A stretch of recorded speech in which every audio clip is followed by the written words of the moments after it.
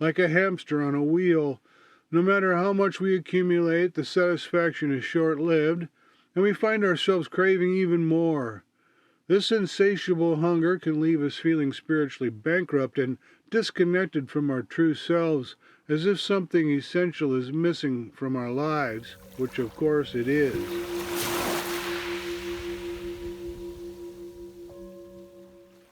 Welcome to Journey of Self-Awareness, your YouTube channel for personal growth and self-exploration. Today we continue our series exploring the dark side of egoic attachments and the things we have to overcome on a spiritual journey. We've seen how the ego can trap us in cycles of wanting and striving and accumulating more and more, only to discover that it'll never be enough to fill the inner sense of lack and dissatisfaction we feel when we're stuck in the separate sense of self apart from our own divinity. The ego likes it this way, of course, because it knows that so long as we're constantly chasing after or avoiding something, it'll remain firmly in charge. So it internalizes materialistic values and fuels our attachments to wants and desires, which can lead to clinging, craving, greed, or even avarice. Fortunately, spiritual traditions offer us a way out of these egoic traps, so be sure to stick around to the end of the video and I'll provide powerful antidotes to this never-ending dissatisfaction we feel when we're perpetually chasing attachments. In today's fast-paced, consumer-driven world, we're bombarded with messages telling us that material possessions and wealth are the keys to success and happiness. This can lead to a never-ending quest for more and more. A while back I saw a bumper sticker that said, "The one with the most toys wins." Such materialistic values are widespread and they're deeply ingrained in our consumer culture. Many of us have bought into the illusion that the more we have, the happier we'll be. However, this leads to a pervasive sense of emptiness and discontent because no matter how much we accumulate, we'll never feel like we have enough. Materialistic values may promise happiness, but they only deliver fleeting moments of pleasure, leaving us perpetually unsatisfied. In fact, studies have shown that people who are materialistic are more likely to be unhappy, anxious, and even depressed. They're also more likely to experience financial problems, relationship difficulties, and health problems.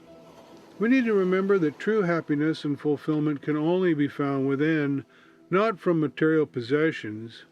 In fact, nothing in this world will ever be able to fill the inner emptiness that we have as a result of being stuck in the ego. When we believe that we're separate from others in the world around us, we feel the need to accumulate money or possessions in order to feel secure and fulfilled. And the ego doesn't mind this at all, because it wants to feel safe and in control. So the ego tells us that we need more and more in order to be happy. We also tend to believe in the illusion of permanence, thinking that our wealth and possessions and even the ego itself are all permanent.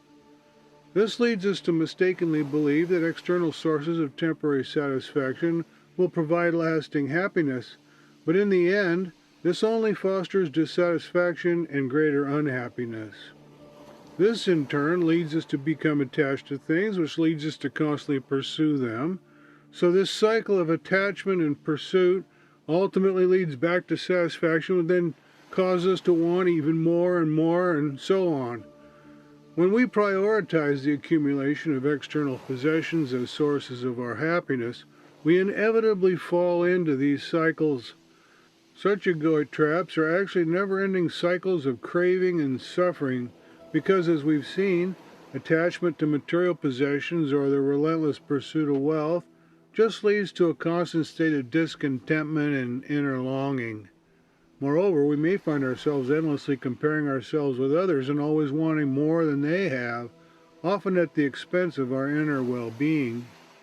And then when we're nearing the end of life, this suffering can manifest as regret, anxiety, or even depression. I can't tell you how many of my friends' fathers I've seen reach retirement and then, in frustration, ask themselves, is this all there is? Furthermore, these cycles and attachments can cause greed, envy, and even avarice, which ultimately cause even more suffering. Greed and avarice are two closely related concepts that play pivotal roles in perpetuating the cycle of materialistic desires. Greed's an intense and insatiable desire for more, often without regard for the consequences or the well-being of others. It's a harmful emotion because it fosters selfishness, dissatisfaction, and unethical actions. For example, people might cheat, steal, or lie to satisfy their compulsion to get rich, hoard possessions, or gain power and influence. Avarice, on the other hand, is even worse. It's an extreme and unquenchable thirst for wealth and possessions, accompanied by a reluctance to share or give. It's not just wanting more, but being consumed by the relentless pursuit of more, often with a lack of regard for the moral implications or the harm it might cause to others or even to oneself. Greed and avarice are the root cause of so much suffering in the world. The negative effects of greed and avarice ripple through individuals, relationships, and society as a whole. On the individual level, greed and avarice can lead to stress, anxiety, and constant feelings of inadequacy. The pursuit of material wealth at any cost can even cause people to neglect their physical and mental health. And in relationships, greed drives individuals to put themselves ahead of their loved ones, leading to strained relationships and emotional distance. On the social level, greed results in economic inequality and social injustice. It can lead to a culture of exploitation and disregard for the well-being of others. This not only deepens the divide between the haves and the have-nots, but also causes a host of social problems while driving cycles of discontent and unrest. One of the most profound things about greed and avarice is that they lead to emptiness and gnawing hunger.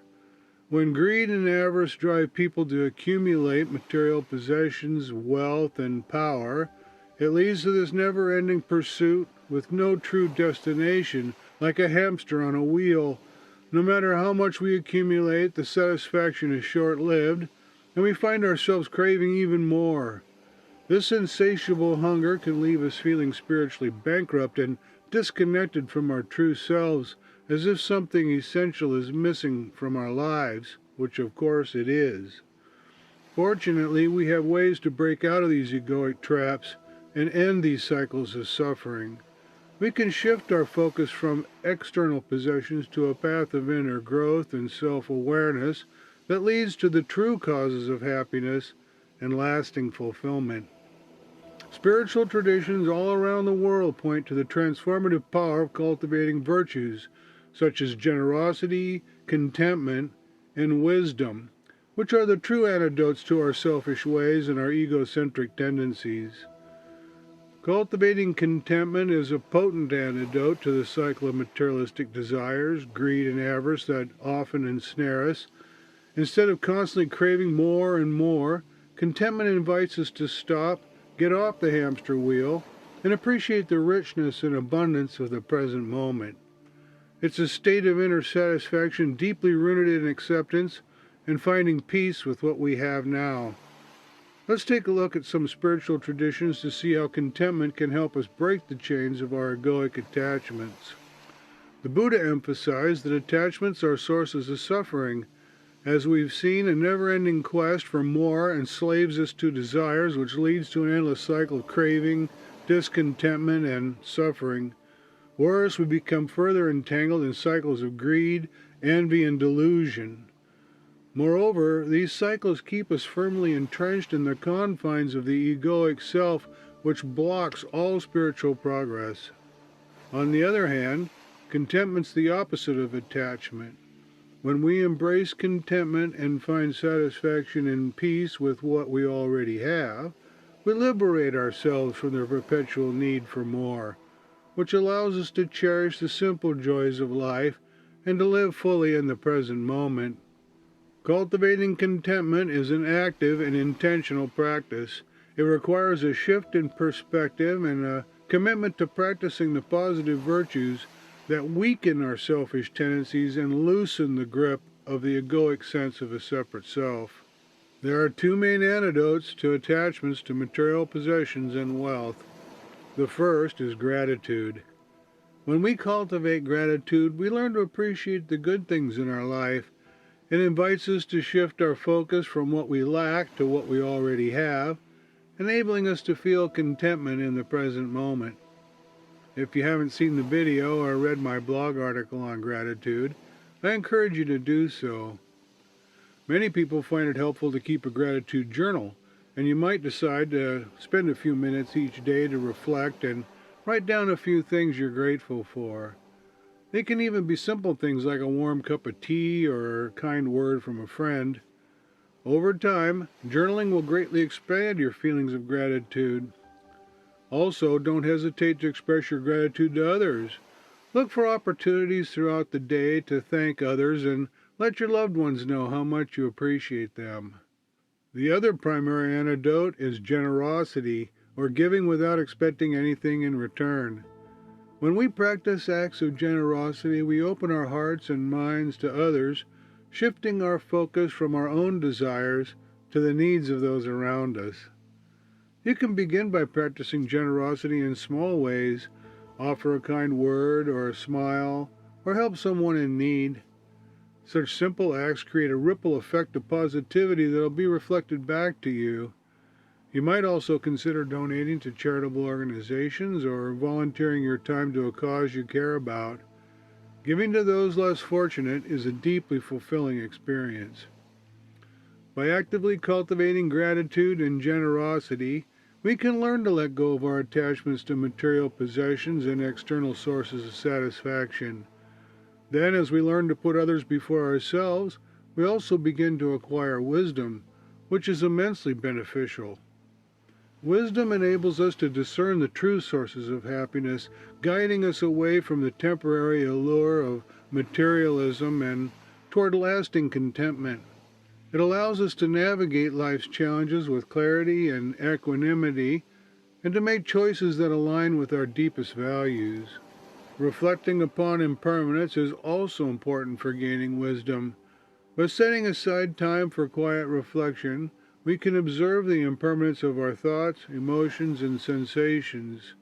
As we become more adept at recognizing the fleeting nature of our inner experiences, we can extend this awareness to the external world and more fully realize that material possessions, wealth, and power are temporary and constantly changing.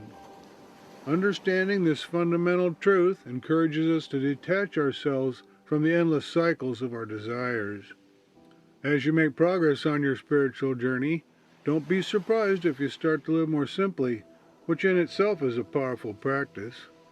For example, you might find yourself reducing your possessions and your reliance on material goods.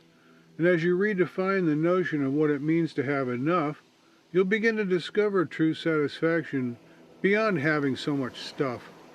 I urge you to actively cultivate contentment and generosity and gratitude and wisdom and simplicity in your life. Liberate yourself from materialism. Instead, focus on the present moment, appreciate the simple joys in life, and connect with others. As you embrace these practices, you'll become more aware of the fact that material possessions alone can't bring you lasting happiness, and you'll make steadfast progress on your journey, leading to lasting happiness and inner fulfillment. Perhaps the first step is to simply recognize the pervasive influence of materialistic values and the egoic traps we can fall into. Then we can avoid and overcome the destructive cycles of desire, greed, and avarice. We can cultivate the positive virtues and practice contentment in order to appreciate the present moment and find the genuine causes of true happiness. We can help others and actively develop generosity and gratitude, which will help us break free from our materialistic ways. And we can also acquire the wisdom necessary to guide us and reveal the impermanence of all things. All of these are foundational cornerstones for a journey of self-awareness and personal growth that will ultimately lead to lasting contentment and inner fulfillment. To be truly happy, learn to relax and rest in the present moment. Appreciate the simple joys in life and Sincerely connect with others. Remember, the pursuit of material possessions will never lead to lasting happiness. Instead, contentment, generosity, gratitude, wisdom, and simplicity. These are the keys we need to find the true causes of joy and happiness. As you move forward, may you find the wisdom to overcome materialism, embrace contentment, and make steadfast progress on your journey of self-awareness. Well, that's all for today. Thanks for watching. Please be sure to tell your friends about us, and don't forget to subscribe so you don't miss out on our upcoming videos. Also, I want to sincerely thank you for your support, and thank you for joining me on my own journey of self-awareness. Well, until next time, may your path be filled with compassion and inner peace.